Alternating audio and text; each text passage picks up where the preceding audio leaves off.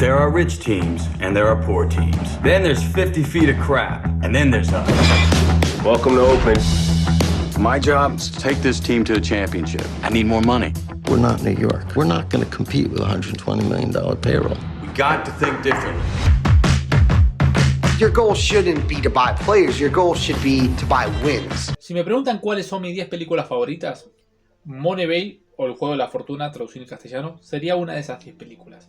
¿Por qué? Porque es una película que, si bien su trama es sencillo, es simple, no por eso carente de profundidad, al contrario, es bastante profundo el drama que vamos a hablar ahora. El mensaje es un mensaje bastante para aquellos que están atravesando una situación bastante singular, de mucha adversidad, o que requiere la paciencia y la resistencia o la resiliencia de una persona. Justamente ese tipo de historias que a mí me gustan.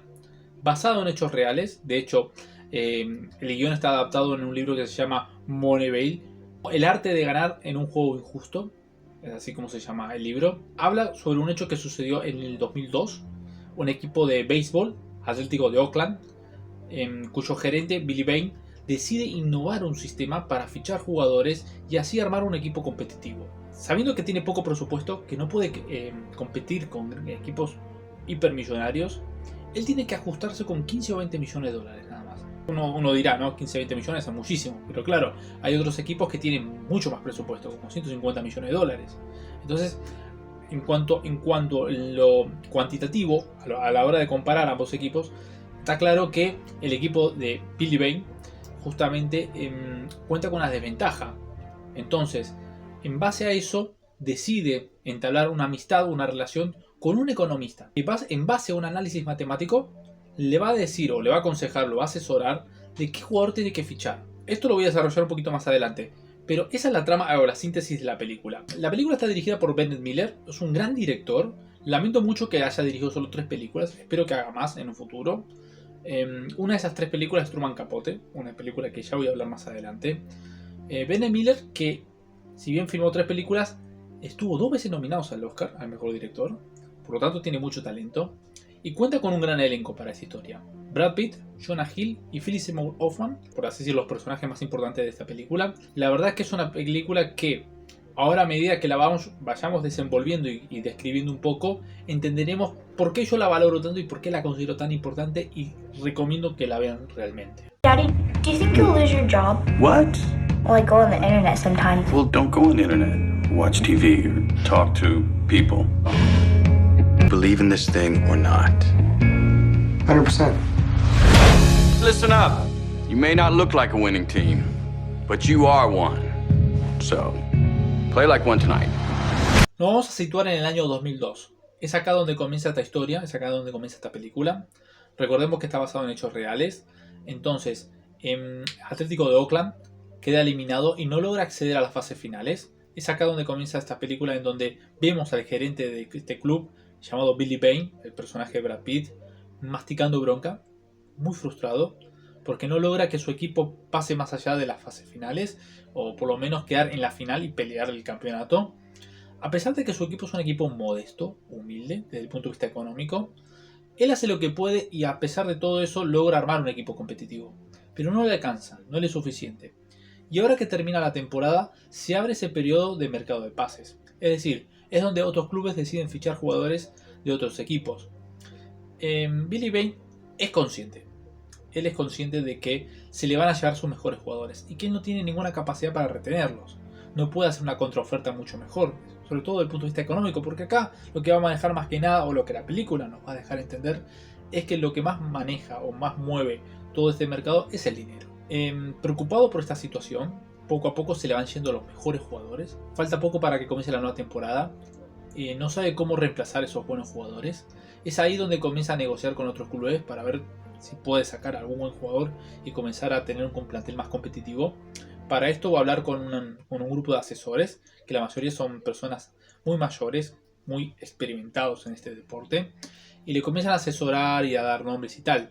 Pero Billy intuye, presiente que algo va mal, que hay una lógica, que hay un sentido común que no va. Olfateando que tiene que cambiar, que debe haber otro método, otra forma de hacer las cosas, en otro club, que él viaja a hacer una negociación que no sale bien, se frustra, pero va a conocer a alguien. va a conocer a Peter. ¿Y quién es Peter? Es el economista, un economista matemático, que no tiene nada que ver con el deporte. Jamás en su vida agarró un bat de béisbol.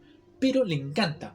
Le encanta ver los partidos, le encanta asistir al estadio y le encanta analizar los partidos de béisbol desde el punto de vista matemático y estadístico. Es decir, Peter lo que tiene es en su computadora una especie de PowerPoint en el que tiene un montón de análisis y estadísticas de jugadores, de muchos jugadores, cuánto acierta tal, cuántas pelotas perdió fulano, cuántos home run hizo Mengano, y cosas así. En base a esto, Peter tiene un principio, tiene una convicción profunda de que hay jugadores muy subestimados que son mejores que aquellos que son más carismáticos o que tienen una mayor reputación, ya sea en la prensa o entre el público.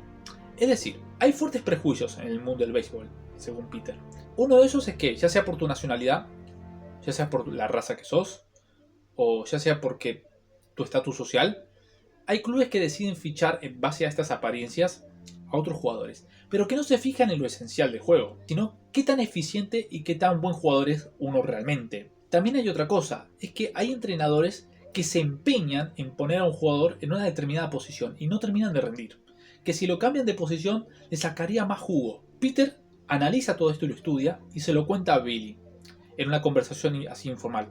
Billy queda fascinado, queda realmente fascinado con el análisis y las conclusiones de Peter. En un momento dado, Billy, que él fue jugador de béisbol, que arrancó muy bien y luego terminó muy mal, es decir, no logró destacarse del todo, le pregunta a Peter si buscó sobre su pasado, si lo buscó a él como cuando era jugador de béisbol.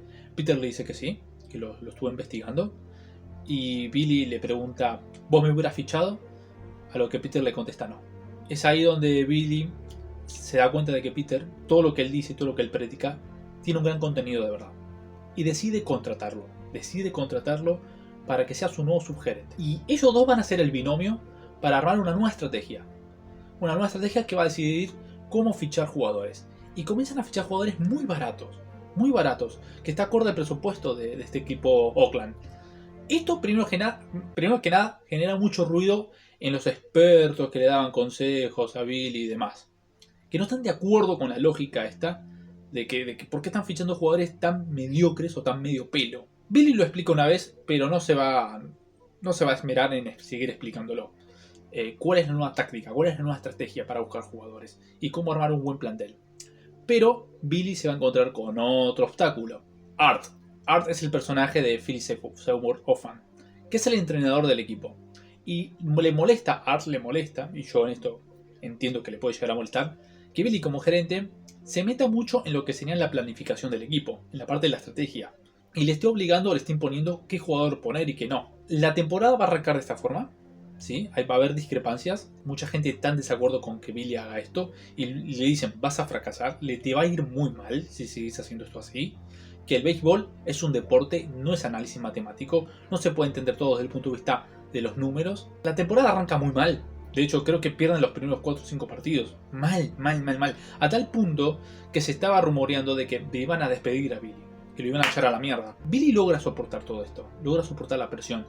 Pero lo que me encanta de este personaje, lo que me encanta de esta historia, cuando llegamos a este punto del desenlace, es que él, en vez de recular, en vez de ir hacia atrás, soporta la presión y redobla la apuesta. Hace una maniobra donde obliga a vender a los jugadores que a Art le gustan, para que de esa forma Art, el entrenador, se vea obligado a usar los jugadores que Billy quiere que use, y de la forma que quiere que lo use. Art, resignado, decide hacerlo, y comienza a plantear formaciones tal cual como Billy le indicó que tenía que hacer, con los nombres de los jugadores en la posición exacta que tenía que hacerlo. ¿Cuál es la consecuencia de todo esto? 20 victorias consecutivas. Rompió un récord. Ningún equipo de béisbol había tenido hasta ese entonces 20 victorias consecutivas. Después sería superado por otro club, años después, pero es que en aquel entonces fue furor. Nadie podía entender cómo un equipo tan mediocre, cómo un equipo tan barato, había logrado ser tan eficiente. Y que por nada, les adelanto un poco el final de la historia, no terminan ganando el campeonato, pero por nada no terminan ganando. O sea, fue el mejor equipo de la temporada sin lograr salir campeón. Y es que compitieron con otros clubes multimillonarios y ellos con tan poco presupuesto lograron sacar un equipo realmente adelante. Todo en base a un análisis matemático, cuantitativo, estadístico. ¿Por qué me fascina esta historia? ¿Por qué a mí me encanta esta película? Es muy estoico. Todo lo que atraviesa a Billy es muy estoico. La forma en que él tuvo que aguantar las críticas, la incomprensión de su entorno. Billy por momentos siente dudas, siente incertidumbre y siente miedo. Claro que siente miedo. Claro que él en algún momento se preguntó qué estaba haciendo, si estaba haciendo bien en seguir los consejos de Peter. Y llega un momento en que no queda otra que morir con la bota puestas. Que lo hecho está y que ya no te puedes recular, ya no puedes dar más hacia atrás. Y no hablo más allá de que o es convicción o es terquedad, ¿no? Porque hay un hilo finito que separa entre la convicción y la terquedad. Pero realmente yo creo que por momentos la terquedad termina convirtiéndose en una virtud. Y que la perseverancia siempre será premiada. Y yo creo que lo que tenemos que aprender de esta historia, o el mensaje, la moraleja de esta película, es que tenemos que lograr soportar, primero bailar con la más fea, como diríamos acá en Argentina, es decir, soportar las grandes tormentas que se nos presentan, las pruebas de carácter de la vida, insistir, persistir, hasta conseguir el resultado que queremos obtener realmente. Cuando hay una convicción que está acompañada de un argumento, yo creo que la inteligencia en ese sentido no puede ser subestimada, mucho menos la intuición. Si intuimos y inteligentemente analizamos lo que estamos haciendo, y Billy lo entendió el mensaje. Por eso yo creo que él tuvo el valor de soportar la presión, la incomprensión, y que bastaba con que él estuviera convencido, creído, incluso hasta con una fe ciega, podríamos decirlo, en este método que estaba implementando. Está bien, no salió campeón, pero hizo un equipo que terminó quedando para la historia, que todo el mundo lo terminó recordando. Y yo creo que en eso se trata, justamente. A veces buscamos resultados inmediatos, éxitos espontáneos, sin saber que hay un proceso, sin saber que hay una madurez, hay un trasfondo que nos permitan ver los frutos del trabajo. Si te quedaste viendo este video hasta el final, te pido que lo compartas, que lo difundas, que me dejes en tu comentario si pensás verla, que te suscribas al canal y desde ya muchas gracias. Y hasta la próxima.